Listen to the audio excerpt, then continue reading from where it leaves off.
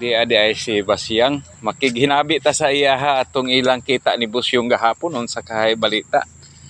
Siyang, Ah, kumusta ang inyong first meet ni Busyong gahapon?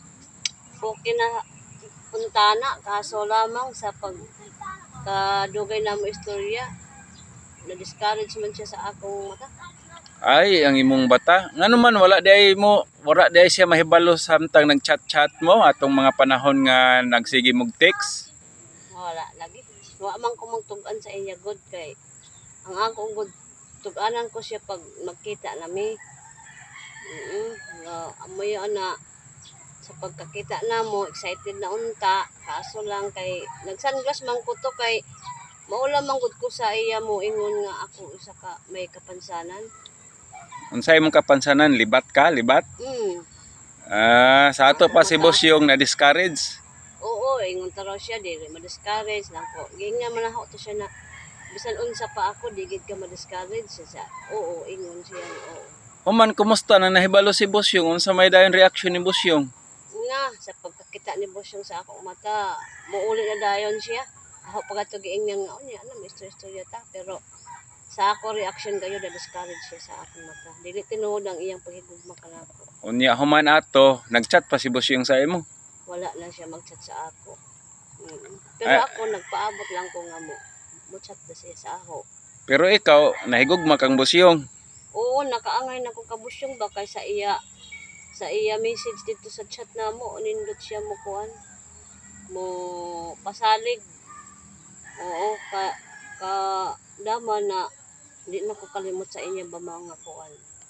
Way klaro si Busyong. Wagi klaro tong laki hadi ay.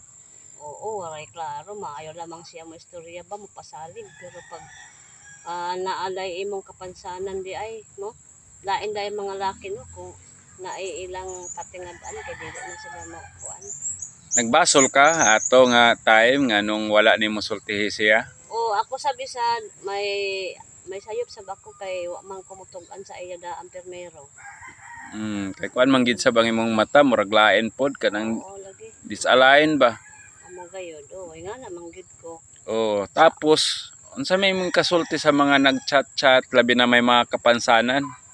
So ang ako lamang istorya sa ila nga kung chat mo tapos gusto gid nimo nga dili sila ma-discourage sa inyong kuan personality dapat sa primero pa lang inyo na nyo na inyong kapansanan. Dili magtago-tago. Oo, dili magtago-tago kay tungod kung magkita na mo dili na sila ma-discourage, dili na sila makuamba kanang mabaguhan, no? Kay Mao gayud. oo, kay nahibalo naman sila nga ingana ka. Ay bisan siguro ako, no? Bisan kinsa siguro nga dili ta mutug-an no, mura og malain pod.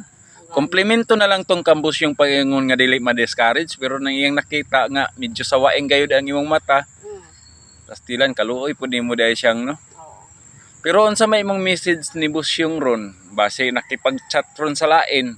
So ako message kang Busyong nga unta bisan ingani ko kanang friends na lang mi ba chat na lang ba ingana na lang ako. Mao pero ako nakita sa imo ba sakitan mag-move on na lang ka siyang ay na lang to si Busyong huna-huna siyang kuan kay. Ingana na lang jud na mag-move on na lang pero di pa man pod mo uyab pero kung sa ako nahigugma na gid ko kay Busyong. Ay pastilan pod no, grabe. Naot makita ni Busyong unya kuan siya ba nga bisan friends na lang mo tuod may imong hangyo. Oo, friends na lang mi ba. Sige siyang sige. Salamat. Sige.